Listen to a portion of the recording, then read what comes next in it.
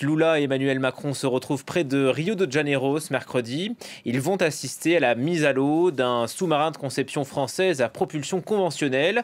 Bonjour Fanny Lothaire, vous êtes en direct de Brasilia. La première séquence du jour a donc lieu sur le chantier naval d'Itaguaí.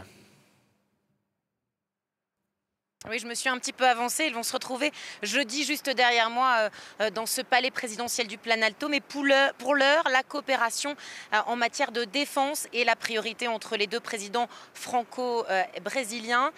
Une coopération lancée en 2008.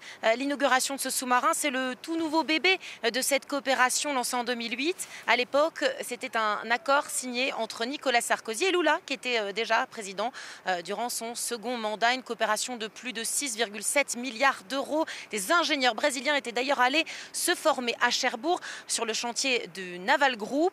Une coopération très importante, surtout pour le Brésil, car il permettrait d'assurer la sécurité de plus de 8500 kilomètres de côte. Cette Amazonie bleue, si chère au Brésil, d'abord parce que c'est par ces eaux atlantiques que transite 95% du commerce extérieur du Brésil, mais surtout, c'est là que le Brésil y puise 85% de son énergie pétrole offshore. Une coopération donc très importante. La dernière étape de cette coopération, très ambitieuse, devrait avoir lieu dans plusieurs années. C'est la construction d'un sous-marin, cette fois nucléaire, d'attaque, qui soulève quelques critiques de la part de quelques sénateurs français qui avaient, dans un rapport sorti en juillet, émis les problématiques liées à la non-prolifération nucléaire de la France, mais un accord très important pour le Brésil. Évidemment, c'est l'objet de cette rencontre ce matin entre Emmanuel Macron et Luiz Inácio Lula da Silva. Ce sous-marin nucléaire ne devrait pas voir le jour, il a pris beaucoup de retard, il ne devrait pas voir le jour avant 2036 ou 2037. S'il voyait le jour, ça serait le premier pays, Brésil serait le premier pays à avoir un sous-marin de ce type après les 5 membres du Conseil de sécurité de l'ONU. Hier en Amazonie, aujourd'hui donc à Rio et demain, vous le disiez, à Brasilia. C'est vrai que Fanny, les deux dirigeants ne se lâchent plus, on parle même de bromance ici en France, c'est pareil chez vous ? Oui, c'est la grande réconciliation. Voilà les titres de la presse brésilienne aujourd'hui entre Emmanuel Macron et Lula. La France et le Brésil, cela faisait 11 ans qu'un président français n'était pas venu sur le sol brésilien. Et plus dur encore, eh bien, cette sorte de guerre froide déclarée durant les années de l'ère Bolsonaro, ces 4 années de présidence où, souvenez-vous, Jair Bolsonaro avait très durement critiqué l'épouse d'Emmanuel Macron. Il avait aussi accusé le président français d'ingérence dans la gestion de l'Amazonie brésilienne. C'était en 2019 lors des grands incendies qui avaient touché de nombreux États dans le nord-ouest brésilien.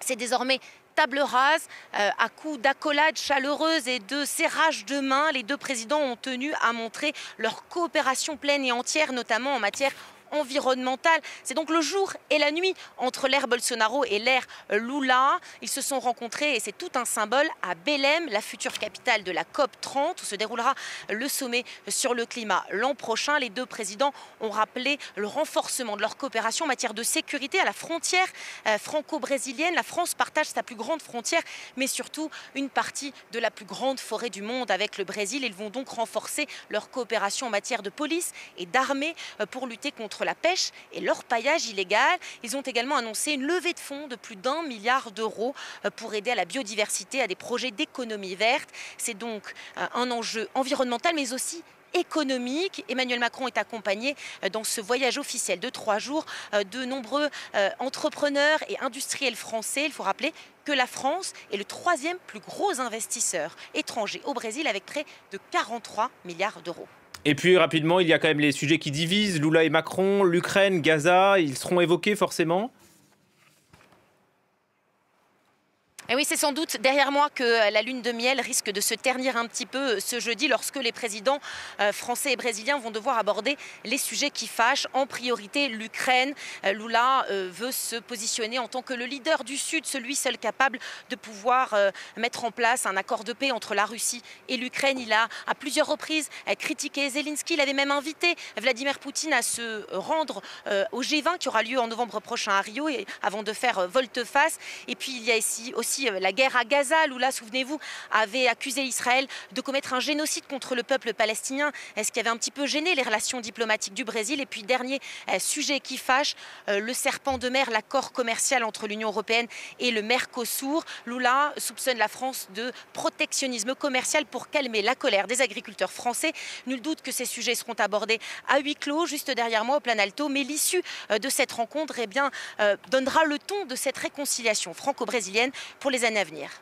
Merci beaucoup Fanny Lothaire pour tous ces éléments en direct de Brasilia où la rencontre aura lieu demain encore entre Lula et Emmanuel Macron.